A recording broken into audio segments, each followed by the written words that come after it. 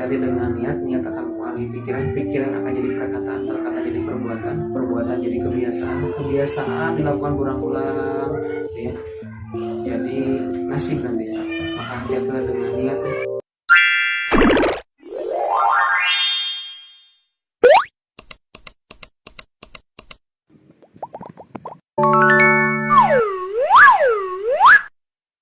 Bismillahirrahmanirrahim. Assalamualaikum warahmatullahi wabarakatuh. Hai semuanya, aku Siti Narayani Jamilah. Aku mahasiswa dari program studi hubungan masyarakat dari Politeknik LP3I Kampus Utama Kota Bandung. Kali ini aku berkesempatan untuk mewawancarai seorang MC yang profesional dari Bandung ya Pak. Mungkin Bapak bisa perkenalan. Bismillahirrahmanirrahim. Assalamualaikum warahmatullahi wabarakatuh. Mohon izin untuk memperkenalkan diri. Nama saya Yusuf Gunawan, asal dari Ciparai, Kabupaten Bandung. Kemudian aktivitas MC, class leader, pemateri, dan lain-lain. Baik, berbicara tentang MC, jadi kali ini tuh aku ada tugas dari mata kuliah MC dan protokoler. Jadi tugasnya ini mewawancarai atau belajar dari seorang MC-nya langsung Pak. Jadi aku banyak yang mau ditanyain. Untuk pertanyaan pertama, hal apa sih yang mendorong Bapak untuk terjun ke dunia MC ini? Hal apa yang mendorong? Yang mendorong sebenarnya kebutuhan sih. Kebutuhan orang lain mungkin ya yang mendorong, terus kondisi juga. Karena waktu terjun di MC itu kebetulan nih, bukan kebetulan sih, qadarullah, sedang pandemi gitu ya. Dan ternyata ketika sedang pandemi itu malah dibutuhkan banyak gitu ya, jam terbangnya banyak gitu ya di pas pandemi itu.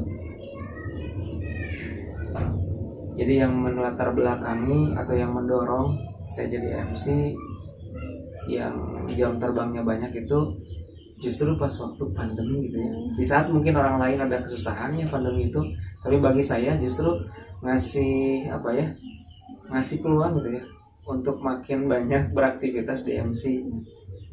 Sebenarnya ini bukan kali pertamanya untuk MC di nikahan gitu ya, karena sebelumnya juga pernah MC gitu ya, bahkan secara secara penampilan gitu ya disempurnakan tuh MC profesional itu seperti apa gitu ya. Tapi itu masih satu kali, jarang gitu ya, sekali gitu ya. Nah yang paling seringnya itu pas pandemi justru ya. Jadi yang mendorong saya untuk jadi MC ya karena kondisi gitu ya, karena kondisi waktu itu emang lagi diperlukan untuk MC banyak gitu ya. Dan ya saya ambil saja, yang penting bisa ngasih kebaikan di sana. Jadi sudah berapa lama? Pas pandemi aja itu, pandemi 2020 ya. 2020 ya kan? 2020. Udah pernah isi acara apa aja? Kalau di MC, nah sebelumnya kalau di khusus untuk di nikahan itu emang di emang di pandemi gitu ya.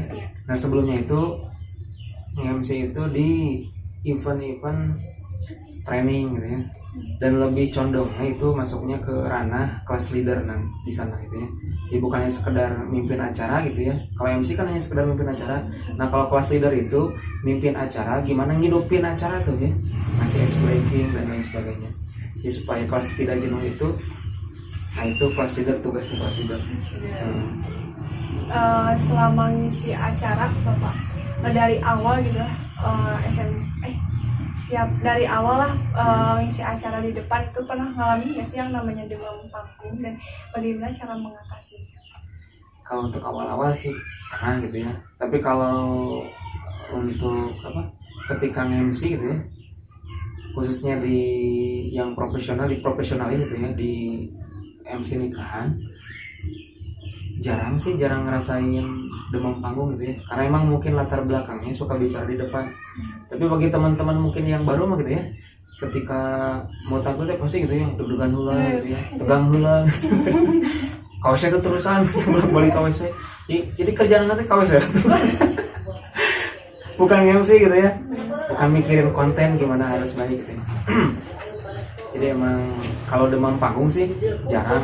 Paling yang lebih ngerasain karena mungkin masa-masanya sudah lewat ya kalau demam panggung gitu ya. Yang lebih terasa itu justru blanknya tuh, blank, tiba-tiba juga ngeblank gitu ya. Kok ngeblank saya gitu. Ya, kalau seperti itu gimana cara ngatasinnya kalau Bapak? Ya biasa aja gitu. Biasa aja. Biasa aja. Kalau tips dari agama kita makanya bilangnya ya istighfar aja.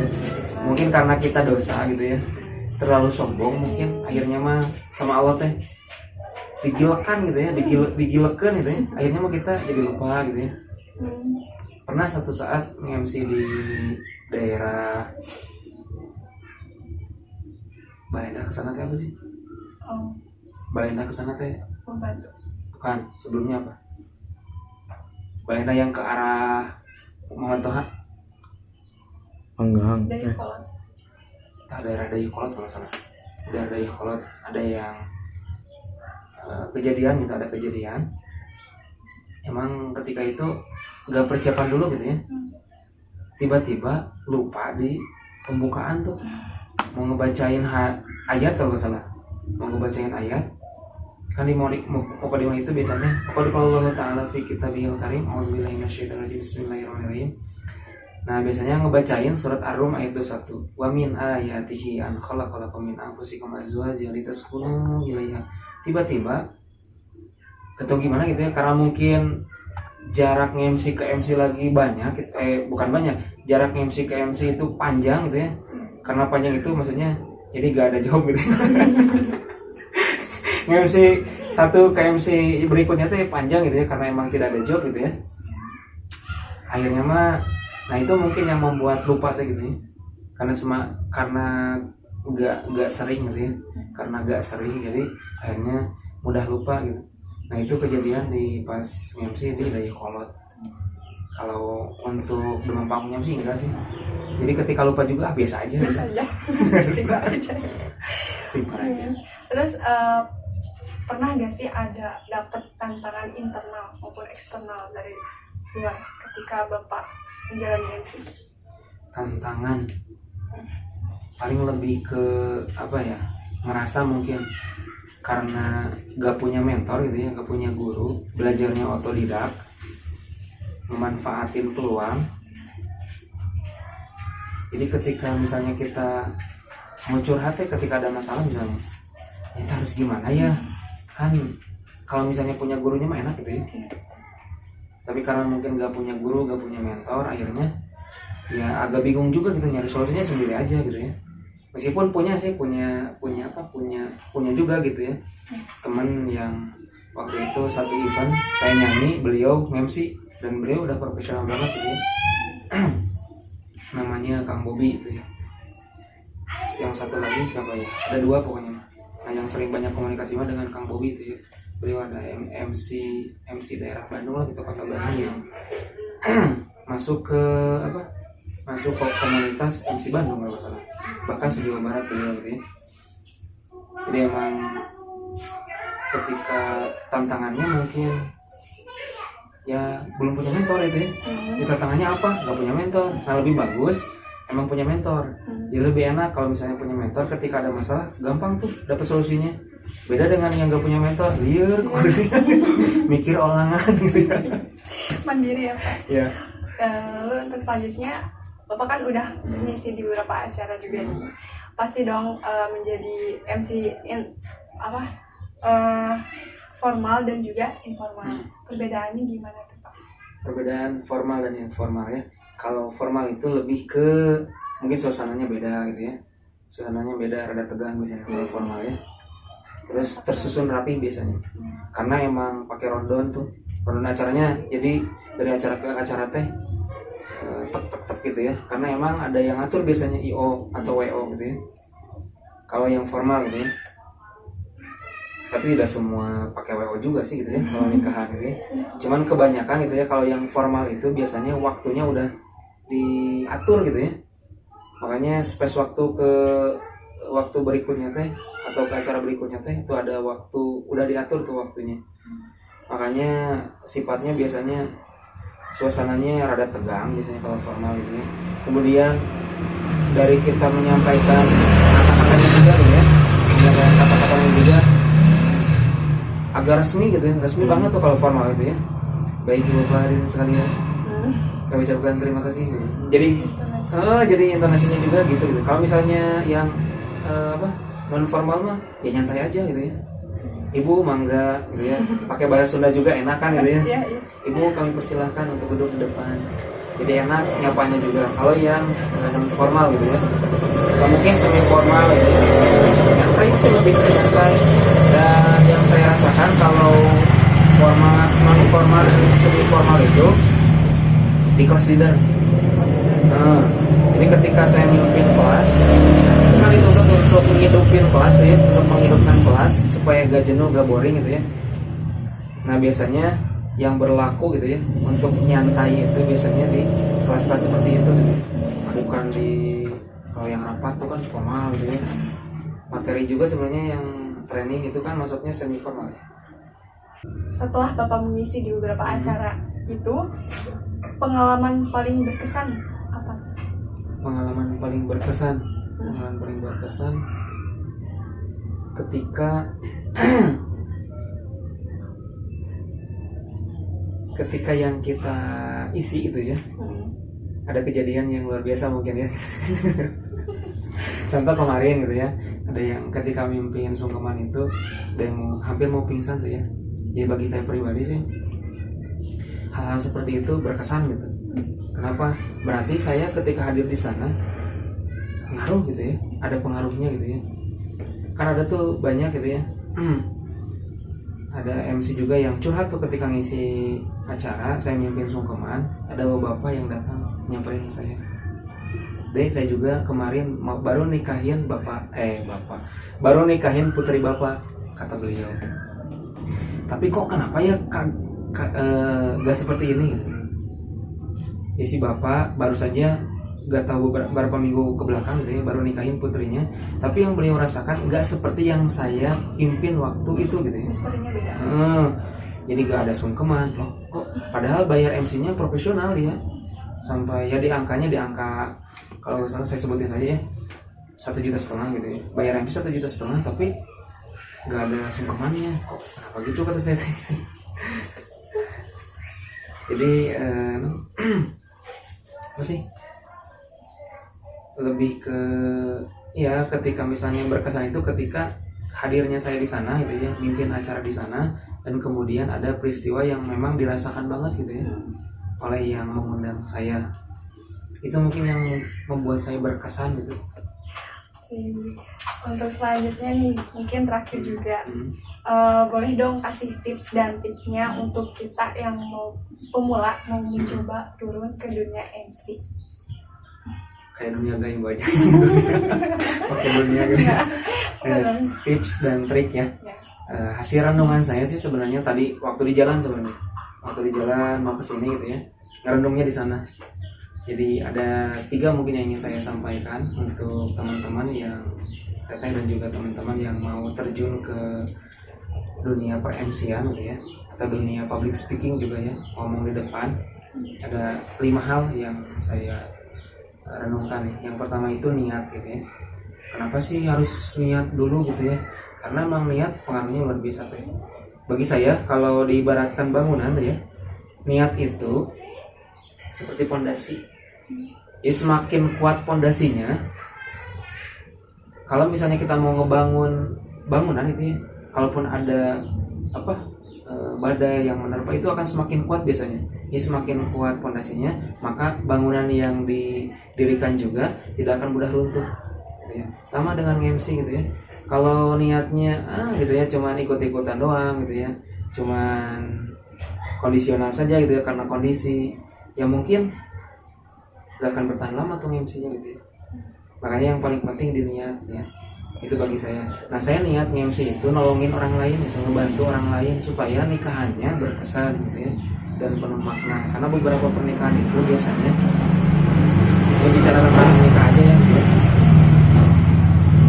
Karena bicara nikah itu kejadian di teman saya ketika nikah itu, saya pas tuh waktu mimpin pernikahan gitu ya, teman sampai bilang gini, kok saya gak seperti itu ya gitu ya.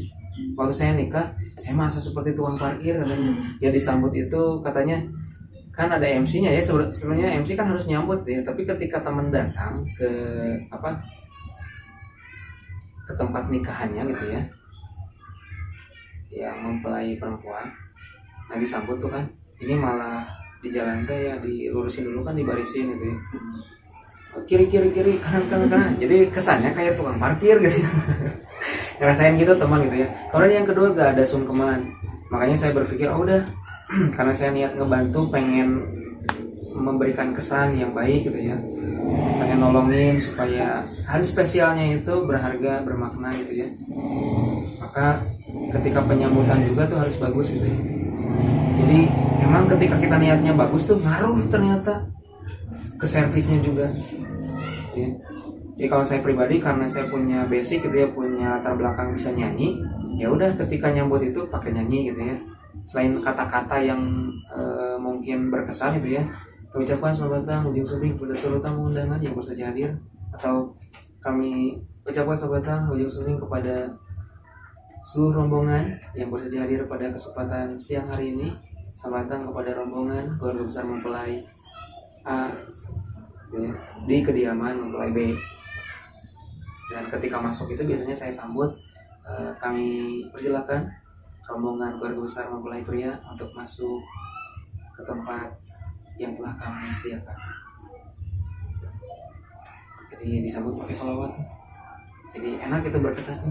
Saya teh jadi tamu undangan enak ya, disambut dengan kata-kata bagus gitu ya, disambut dengan sholawat gitu ya. Jadi akhirnya memberi servis yang bagus juga ketika niatnya pengen ngebantu orang lain ya. Gitu mungkin ya. Itu yang pertama, niat. Yang kedua itu niat, ilmunya gitu ya, pelajari ilmunya. Karena ada satu nasihat dari Imam Asy-Syafi'i kalau tidak salah ya, man arada dunya fa alaihi bil ilmi wa man arada al-akhirah fa alaihi bil ilmi wa man aradahuma fa alaihi bil ilmi. Ingin dunia harus dengan ilmu, ingin akhirat harus dengan ilmu, ingin kedua-duanya harus dengan ilmu, ingin MC harus dengan ilmu, ingin nikah dengan ilmu gitu. Ingin apapun harus dengan ilmu. Jadi ya kuncinya di ilmu gitu ya. Maka pelajari ilmunya. Sekarang banyak lah gitu ya berceceran di Mang Google gitu ya, atau bah YouTube juga banyak gitu ya. Tinggal kitanya saja mungkin yang yang harus jeli gitu ya. Oh karena harus ada ilmunya, buka tuh YouTube, buka tuh Instagram, buka TikTok, mungkin di TikTok juga ada gitu ya. Ada tutorial singkat gitu ya, cara MC yang bagus itu seperti apa. Yang ketiga itu cari model. Model. Jadi kalau modelnya siapa nih gitu ya, kalau di MC, saya misalnya, contoh kalau misalnya dinyanyi nih, saya nyanyi pengennya kayak Rizky Febian gitu ya. Nah, berarti gaya-gaya Rizky Febian gimana tuh? Diikutin tuh sampai improvnya gimana gitu ya. Kalau pengen misalnya ada beda tuh dari Rizky Febian, cari yang cover Rizky Febian tuh. Saya cover Rizky Febian, mungkin ada suasana baru tuh, atau improv baru gitu ya. Nah, kita pakai yang improvnya itu, yang improv di luar Rizky Febian gitu ya. Biar kita ketika ngebawain punya ciri khas Rizky Febian, punya yang dari coveran tuh ya, yang memang dari coveran. Nanti biasanya dari awal itu ngikutin dulu, baru kesananya punya ciri khas sendiri. Jadi untuk punya ciri khas sendiri itu ya niru dulu sih sebenarnya, kalau pengalaman saya gitu ya. Nah di nyanyi juga sama, karena itu yang dirasakan di nyanyi ya, ilmu di nyanyi itu gitu. Jadi cari tuh satu lagu, misalnya lagunya contoh tentang cinta gitu ya, yang dibawakan oleh Rizky Febian. Oke, saya pengen improv tuh lagu cinta itu, udah cari covernya, oh dibawain sama si B gitu ya, tapi kok asa beda ya dengan Rizky Febian, udah ikutin aja itu tuh yang si B itu, biar kita punya ciri khas dan gaya sendiri gitu ya. Itu model pengaruhnya gitu ya, biar kita tahu gaya gitu ya. Nah sih namanya kalau bahasa Sundanya mah tekeueun teuing gitu lah ya, karena punya gaya di sepeda ya gitunya, padahal niru. Terus yang selanjutnya yaitu latihan. Nah, setelah kita punya ilmu tadi ya, kemudian punya role model, udah latihan. Berarti latihan di mana? Kalau dulu kan sering disampaikan ya, latihannya di cermin, di depan cermin gitu ya, biar kelihatan, biar bisa ngeliatin wajah sendiri gitu, ekspresi sendiri gitu, jeleknya gimana gitu, cerianya gimana gitu. lagi sedihnya gimana mungkin ya, lihat di cermin gitu ya. Kalau sekarang sudah modern bisa di video gitu ya, direkam aja biar bisa kita lihat waktu kita MC itu, waktu kita tampil depan itu kayak gimana sih gitu gayanya gitu ya. Bilih nuju MC teh kieu nya tiba-tiba kita teh gagaro gitu. Itu kan hal yang harus dihilangkan tuh ya. Karena emang kebiasaannya, oh berarti saya nih yang harus dikurangi gitu ya, yang harus tambahkan apa nih gitu ya. Oh wibawana gitu ya, katingal tina wibawana ketika MC teh gitu ya. Nah yang terakhir yaitu evaluasi. Jadi jadilah pribadi yang siap untuk mengevaluasi diri, baik mengevaluasi diri maupun dievaluasi sama orang lain. Boleh jadi evaluasi dari orang lain itu ilmu untuk kita gitu. Jangan sungkan untuk menerima kritikan dan masukan dari orang lain, karena apa yang disampaikan orang lain itu kalau kita terbuka jadi ilmu, kalau kita tertutup gitu ya, kita terus ada halus gitu ya, udah bagus. Justru harus terbuka dengan evaluasi gitu ya. Biar apa? Biar ketika kita tampil makin bagus gitu ya. Nah itu caranya. Jadi insya Allah kalau misalnya kita menerapkan 5 hal itu ya, enak tuh ya. Tadi diawali dengan niat, diakhiri dengan evaluasi, itu bagus. Niat, evaluasi gitu ya. Hati-hati dengan niat akan mempengaruhi pikiran akan jadi perkataan jadi perbuatan jadi kebiasaan dilakukan berulang-ulang ya. Jadi nasib nanti ya. Maka hati-hatilah dengan niat ya. Kalau kita niat pengen MC, pengen dipuji orang ya cuma dapat itu aja. Nganggur buat kan beda hasilnya. Contoh misalnya kita mau ngeluarin uang gitu ya ke tukang parkir, niatnya kita bayar tukang parkir gitu ya. Tapi akan berbeda niatnya dengan yang satu lagi gitu ya. Niat yang satu lagi mah misalnya kita ngeniatin pengen sedekah gitu ya, itu beda rasanya juga gitu ya. Ngebayar sama sedekah gitu ya. Sama saya mah ketika nanti ketemu tukang parkir teh mau sedekah ke tukang parkir gitu. Bukan bayar, mau sedekah ke tukang parkir, itu akan beda efeknya. Pun sama dengan MC gitu ya. Kalau niatnya udah beda tuh ya, beda yakin. Saya pribadi gitu ya, meskipun belum dipakai WO gitu banyak gitu ya, tapi alhamdulillah itu job selalu ada untuk nanti insya Allah. Udah ada gitu yang kontak juga gitu ya, di bulan-bulan depan udah ada gitu ya. Ya tinggal kita aja niatnya pengen apa gitu, dan ngaruh gitu insya Allah. Jadi kembali ke niat, luruskan hati. Lalu yang terakhir mungkin ada pesan buat kami yang mau memulai turun mengisi acara. Ya turunlah di acara-acara yang mungkin kecil dulu gitu ya. Jangan sungkan untuk mengambil kesempatan gitu ya. Karena saya juga belajar dari kesempatan gitu ya, peluang. Jangan sampai kita mengabaikan peluang karena peluang itu tidak akan datang 2 kali gitu biasanya ya. Jadi manfaatkan peluang, karena dalam peluang itu pasti akan ada sumber kebaikan untuk kita. Karena saya tadi peluangnya di pandemi gitu ya udah ambil saja gitu. Kang bisa nge-MC? Bisa. Kang bisa nge-MC nikahan? Bisa. Mikirnya nanti dulu gitu ya. Jadi ambil dulu peluang baru mikir gitu. Bagi teman-teman mungkin yang ngerasa saya udah belum bisa gitu ya, ambil dulu peluang tuh ya. Ilmunya nanti belakangan gitu ya dipelajari. Yang kedua, niat tuh ya. Tadi disampaikan yang itu begitu kuat sekali gitu ya. Karena pengaruhnya luar biasa sampai ke nasib gitu ya. Ya teman-teman yang baru saja terjun, yang mau terjun gitu ya di dunia per-MC-an, ya silakan diperbaiki niatnya dari sekarang gitu ya. Niat pengen MC itu pengen apa gitu ya. Kalau saya pribadi gitu ya, pengen ngasih kebaikan ke orang yang ngundang saya, pengen nolong orang yang ngundang saya gitu ya, pengen ngasih hal-hal yang membuat terkesan pada yang ngundang saya, itu saya pribadi gitu ya. Nah teman-teman bisa tuh pakai juga gitu ya. Terus misalnya pengen sambil dakwah, bisa gitu ya. Dengan kita menjadi pribadi yang baik ketika MC itu jadi dakwah untuk orang lain, jadi inspirasi untuk orang lain gitu ya. Oh si Akang itu mah ketika MC itu bagus ya, sopan kayak gitu ya, sopan terus bagus ya, ramah dan lain sebagainya. Nah itu dia jadi dakwah juga untuk orang lain, apalagi yang dikatakan gitu ya. Maka yang terakhir yaitu kata-kata gitu ya. Jangan hanya kita mengandalkan kata-kata saja, kata-kata hebat gitu ya, beberet betaan gitu ya, narasinya bagus gitu ya, susun rapi gitu ya. Tapi itu gak cukup menurut saya gitu ya. Karena saya diajari di Darut Tauhid tentang manajemen kolbu. Maka bicaralah bukan hanya sekedar dari lisan saja, bicaralah bukan hanya sekedar dari gerakan saja, tapi bicara dari hati. Karena kalau kita bicara dari hati itu akan sampai lagi ke hati. Itu mungkin yang bisa disampaikan. Luar biasa. Mudah-mudahan bermanfaat nih ya. Amin, amin. Ya. Baik, mungkin sekian dari wawancara saya kali ini. Semoga bermanfaat dan teman-teman bisa mengaplikasikannya ketika teman-teman mau mencoba belajar turun ke dunia per-MC-an. Bapak, terima kasih Ya, banyak. sama-sama. Sekian, Assalamualaikum warahmatullahi wabarakatuh.